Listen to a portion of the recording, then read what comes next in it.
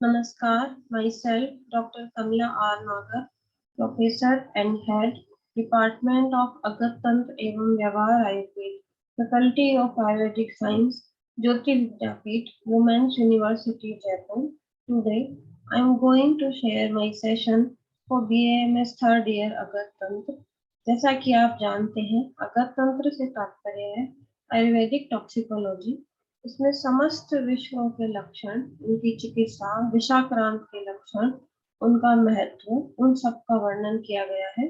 इसी संदर्भ में आज हम अध्ययन करेंगे एनवायरमेंटल टॉक्सिकोलॉजी या सामरिक विष प्रयोग एवं पर्यावरण विषाक्तता। सामरिक से मतलब प्राचीन काल में शत्रु पक्ष को निर्बल करने के लिए विभिन्न विष के माध्यम से उन पर अटैक किया जाता था और उनकी क्षमता को कम किया जाता था या उनको हराने के समस्त प्रयास किए जाते थे। इसी कड़ी में वो क्या प्रयास होते थे, उनका निवारण कैसे होता था, इस संदर्भ में हम सामरिक विषाक्तता एवं पर्यावरण का वर्णन करेंगे। आयुर्वेद के अनुसार सामरिक विष प्रयोग किस तरह से किया जाता है वो इस प्रकार है। विष दूषित प्रणादियों के ज्ञान की आवश्यकता राज्यो अरिदेशे रिपुव तृणाम अम्बु मार्ग अन्न थूम श्वसनान विशेष संदूष्यन्ते अभिरति प्रदुष्टान विज्ञाय लिंगेर अभिशोध्यतान। सुश्रुत कल्प 3 के अनुसार शत्रु देश में प्रविष्ट राजा के तृण, जल, मार्ग, अन्न एवं वायु को शत्रु विष से दूषित कर देते हैं। शत्रुओं द्वारा दूषित किए गए इन द्रव्यों को निम्नलिखित लक्षणों से पहचान कर शोधन करना। विष दूषित जल के लक्षण: दुष्टम जलम पिच्छिलम उग्रगंधि फेनान्वितम राजा अभिरावृतम च मंडूक मत्स्यम ह्रियते विहंगा मताश्च सानु उपचरा भ्रमन्ति मज्जन्ति ये चात्र नरा अश्वनागास्ति छर्दी मोह ज्वर दाह शोफान ऋगच्छन्ति तेषाम अपृत्य दोषान दुष्टम जलम शोधितुं यते। सुश्रुत कल्प 3 के अनुसार विष से दूषित जल पिच्छिल, उग्र गंध युक्त, फेन युक्त तथा रेखाओं से पूर्ण होता है। मेंढक, मछली आदि जलीय जीव जंतु मर जाते हैं। इस जल में मनुष्य, हाथी आदि जो भी स्नान करता है उसको वमन, मोह, ज्वर, दाह तथा शोक हो जाता है। उनके दोषों को दूर करने के लिए दूषित किए गए जल को शुद्ध करने का प्रयत्न करें, ऐसा सुश्रुत कल्प स्थान में विष दूषित जल के संदर्भ में निर्देश दिया गया है। विष दूषित जल की शोधक औषधियां क्या है, उनका वर्णन भी सुश्रुत कल्प में किया गया है।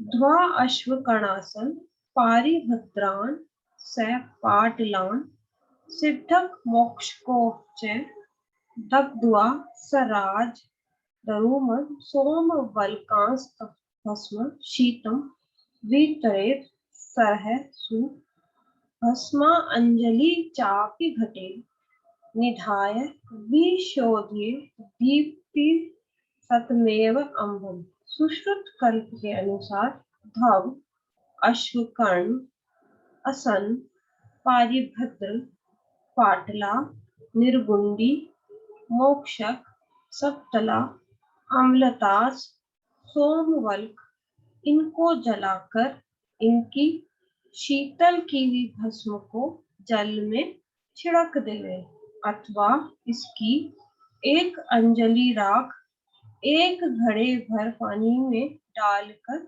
जल को शुद्ध करें। अब ये तो हुआ विष दूषित जो जल है उसके लक्षण एवं उनको शोधन करने के प्रयास, क्योंकि जल जीवन की आवश्यकता है। शत्रु बिना जल के कैसे निवारण करेंगे, अपना निर्वहन कैसे करेंगे।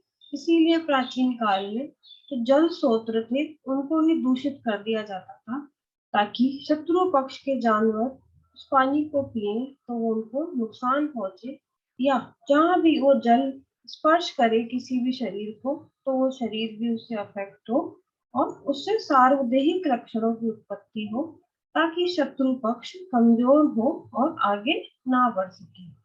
इसके पश्चात विष दूषित भूमि के लक्षण। शिति प्रदेशम विष दूषितम तु शिलातलम तीर्थम थैरणम वा स्पृशन्ति गात्रेण तु येन येन गोवाजिना गोष्ठखरा नरा वा तच्छूर्णता यात्यर्थ्य दह्यते च विशीर्यते रोमनखम तथैव। विष से दूषित हुई भूमि, प्रदेश, तीर्थ आदि के स्पर्श से मनुष्य, गाय आदि जीव का अंग शोथ युक्त हो जाता है। वहां के रोम तथा नख गिर जाते हैं।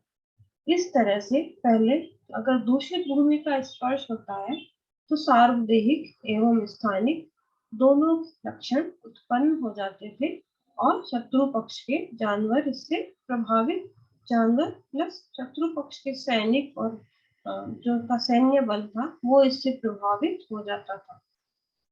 अब इस विष दूषित भूमि की चिकित्सा कैसे की जाए इसका भी उल्लेख उन्होंने किया है।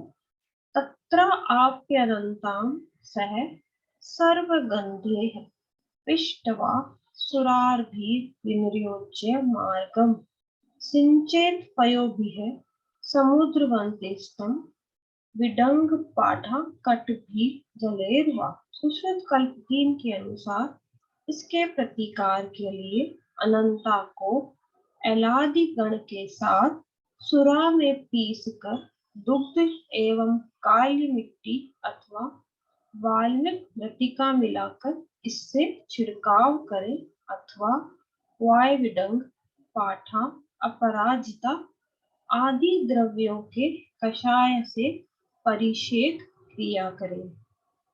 इस प्रकार जो विष दूषित भूमि है, विभिन्न प्रकार की हर्ब से उसको शोधित कर उसको पूरी भूमि पर छिड़कने से एक तरह से यूं मान सकते हैं कि उस टाइम का सैनिटाइजेशन होता था, क्योंकि भूमि जहां टेंट डालेगा शत्रु पक्ष या रात को रुकने का करेगा, खाना भी बनाएगा वहां, तो वह दूषित भूमि में ऐसा संभव नहीं है। तो भूमि को शुद्ध करना बहुत आवश्यक था। इसीलिए सुश्रुत में विष दूषित भूमि के लक्षण प्लस उनके निवारण के उपाय भी वैज्ञानिक तरीके से व्यवहारिक रूप से इस प्रकार बताए गए हैं, क्योंकि इनमें से जिस भी औषधियों का वर्णन किया गया है वो उस समय सार्वजनिक उपलब्ध थी। अब विष दूषित वायु के लक्षण एवं चिकित्सा। धूम अनिले वा विष संप्रयुक्ते खगाः शर्मार्ता प्रपतन्ति भूम कास प्रतिश्याय शिरोरुजश्च भवन्ति तीव्रा नयनामयश्च लाक्षा हरिद्रा अतिविषा अभया शब्दभरेणु केलादल वक्र कुष्ठम प्रियंगुका चाप्य अनिलो निधाय धूमानिलो चापि विशोधयेत्। सुश्रुत कल्प 3 के अनुसार वायु से विषाक्त होने पर पक्षी श्रम से थक कर भूमि पर गिर जाते हैं और कास, श्वास, प्रतिश्याय, शिरोरोग तथा नेत्र रोग से ग्रसित हो जाते हैं। इनके प्रतिकार के लिए लाक्षा, हल्दी, तमालपत्र, तगर, कूट, प्रियंगु आदि को अग्नि में डालकर इनके धूम से विषाक्त वायु का शोधन करें। उस काल में वातावरण दूषित हो जाए इसके लिए भी शत्रु पक्ष द्वारा विष को प्रसार किया जाता था, ताकि उस जहां जहां से शत्रु पक्ष निकल रहा है वहां की वायु दूषित हो और उनको नुकसान पहुंचे। इसके लिए सुश्रुत में जो निवारण बताया गया है, एक तरह से हवन, जो कि आज भी उतना ही वैज्ञानिक और व्यवहारिक है जितना पुराने समय में हुआ था। वायु की शुद्धि के लिए यज्ञ आदि से बढ़कर कोई और समुचित उपाय है ही नहीं। तो इस तरह विभिन्न जो एंटीसेप्टिक औषधियां हैं, उनका वर्णन जो सुश्रुत ने उनका नाम दिया है इसमें, उस समय सर्व सुलभ थी। उनके द्वारा अग्नि में उनको प्रज्वलित कर वातावरण को शुद्ध किया जाता था। तो इस तरह शत्रु पक्ष का ये प्रयास भी निष्फल करने के पूरे साधन उस समय में मौजूद थे। अब विश्व दूषित तृण और भोजन द्रव्य के लक्षण एवं उनकी चिकित्सा। तृणेषु भक्तेषु च दूषितेषु सीदन्ति मूर्छन्ति वमन्ति चान्ये विड़भेद मृच्छम् अन्त्यथवा म्रियन्ते तेषां चिकित्सां प्रणयेद्य थोक्तां विषा अपनेर्वा आप्यत देवीर्लिप्ते वाद्यानि चित्राण्यपि वादयेत् तार सुतार ससुरेन्द्र गोप सर्वेश्च तुल्य कुरविंद भागः पित्तेन युक्तः कपिलान्येव वाद्यप्रलेपो विहितः प्रशस्तः वाद्यस्य शब्देन हि यान्ति नाशं विषाणि घोराणप्यानि सन्ति। सुश्रुत कल्प के अनुसार भोजन द्रव्य के विष से दूषित हो जाने पर जो प्राणी उनका सेवन करते हैं वे शिथिल पड़ जाते हैं, मूर्छाग्रस्त और वमन अतिसार से पीड़ित हो जाते हैं और उनकी मृत्यु समीप आ जाती है। इसके प्रतिकार के लिए विषनाशक अगदों का लेप विभिन्न वाद्यों पर लगाकर उन्हें बजाना चाहिए। चांदी, पारा, स्वर्ण, सारिवा, इन सब के बराबर भाग कुरविंद, इनको कपिल वर्ण की गाय के पित्त में मिलाकर बाजों या जितने भी वाद्य यंत्र हैं उन पर भी लेप करना अति उत्तम है, क्योंकि वाद्य के शब्द से घोर विष भी प्रभावहीन एवं नष्ट हो जाते हैं। इतना सुंदर और व्यवहारिक वर्णन अगत के संदर्भ में सुश्रुत कल्प स्थान में किया गया है। उस समय जब भूमि जल सभी दूषित कर दिया जाता था और जो भोज्य पदार्थ है उनको भी दूषित कर दिया जाता था, तो उसके संदर्भ में सुश्रुत का कहना है कि उस समय में उपलब्ध वाद्य यंत्रों पर विभिन्न अगदों का लेप करके उनको उनको बजाया जाए तो उन अगदों का प्रभाव संपूर्ण वातावरण में हो जाता है।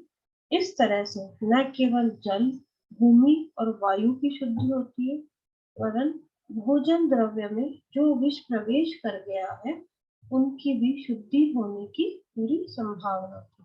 इतना वैज्ञानिक और व्यवहारिक वर्णन जो आयुर्वेद में किया गया है, वर्तमान संदर्भ में हम देखा जाए तो वातावरण में मौजूद इतने तरह की विषाक्तता को निवारण के लिए यह प्रयास किया जा सकता है, जो उस समय के संदर्भ में तो था ही सारगर्भित था, आज भी ये उतना ही सारगर्भित है। तो इस प्रकार सामरिक से तात्पर्य युद्ध के संदर्भ में शत्रु पक्ष को निढाल करने के लिए इस तरह के प्रयास किए जाते थे। बस समय बदल गया है, आज प्रयास तो वही होते हैं लेकिन संसाधन बदल गए हैं। लेकिन उस समय के काल में इस तरह से वर्णन करना इनके लक्षणों का, इनकी चिकित्सा के संदर्भ में, उनके शोधन के संदर्भ में इतना सुंदर तरीके से बताना, आयुर्वेद में जो वर्णित है वो आज भी उतने ही वैज्ञानिक है। इन पर शोध की आवश्यकता है, निरंतर शोध की आवश्यकता है, क्योंकि मुझे लगता है वर्तमान संदर्भ में भी इनकी प्रासंगिकता और ज्यादा है rather than पुराने संदर्भ में। आशा है कि इस सेशन हमारे छात्रों के लिए बहुत लाभदायक रहा होगा। धन्यवाद।